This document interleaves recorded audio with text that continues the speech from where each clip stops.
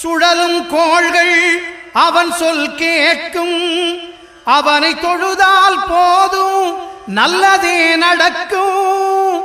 ஆனை முகனை தொழுதால் நவக்கிரகங்களும் மகிழும்.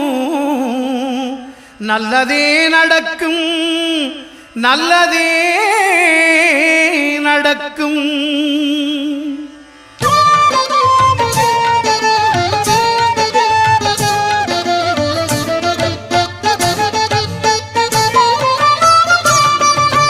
ஒன்பது கோளும் ஒன்றாய் காண